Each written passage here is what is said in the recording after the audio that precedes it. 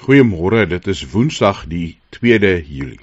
Vanoggend lees ons saam Lukas 9 vers 59 tot 60.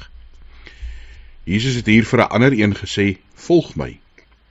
Maar hy het geantwoord, Here, laat my toe om eers my vader te gaan begrawe. En Jesus het vir hom gesê, laat die dooies hulle eie dooies begrawe, maar jy gaan verkondig die koninkryk van God. Klink amper nogal 'n bietjie kras dat Jesus hom nie wil toelaat om sy pa te gaan begrawe nie. Nou hier het nie gegaan oor 'n begrafnis wat oombliklik op hande was nie. Nee, toe die man vir Jesus sê, Here, laat my toe om eers my vader te gaan begrawe, het hy vir Jesus gesê, ek sal u volg, maar wag. Ek wil eers sê dat my pa moet weg wees, dat hy nie vir my kan kwaad wees of hartseer wees oor ek nou u volg nie. Oor ek nou dalk 'n bietjie 'n ander rigting ingeslaan is wat hy in sy lewe ingeslaan het nie. So die man wil vir Jesus sê, hy het eers 'n ou stukkie verlede wat hy moet afhandel, voordat hy hom volg, voordat hy nou nuut en voluit vir Jesus gaan lewe. En dan sê Jesus vir hom, stap weg van die verlede, laat die dooies hulle eie dooies begrawe. Laat dit wat verby is, verby wees. Moenie nog in die verlede leef en aan die verlede vashou nie. Moenie aan die ou reëls en die ou gewoontes en die ou goed vashou van gister en van eergister en van 'n lewe voor Christus nie. Ons moet ons losmaak van gister, losmaak van ons sondige verlede en 'n nuwe lewe leef, waar ons vir God leef, waar ons die koninkryk van God verkondig, sonder om terug te verlang en terug te kyk en terug te gaan na dit wat verby is, na ons ou lewe. Mag God ons losmaak van ons verlede, mag God ons ywerig maak vir 'n toekoms saam met hom.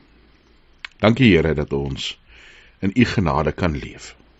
Here, waar ons baie keer ook goedheid wat maak dat ons uitstel om volledig, voluit, 100% vir u te lewe, maak ons vry daarvan en laat ons saam met u wegloop daarvan.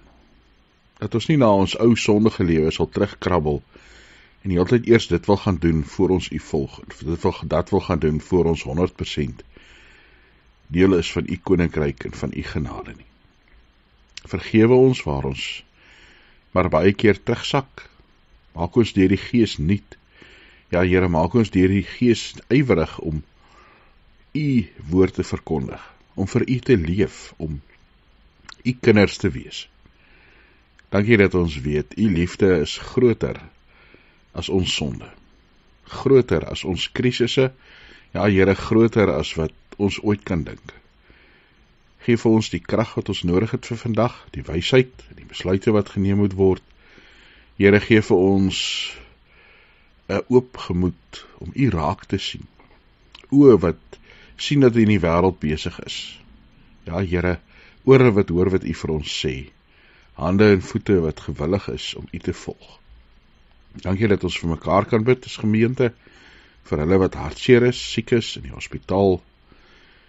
Here, vir hulle wat krisisse beleef persoonlik, vrees, gee uitkoms en vrede, genesing. Dankie dat ons ook kan saam bid vir ons bazaar, dat dit 'n sukses sal wees. Mag ons as gemeente regtig in alles u raak sien, maar ook in alles u verheerlik. In Jesus Christus se naam. Amen.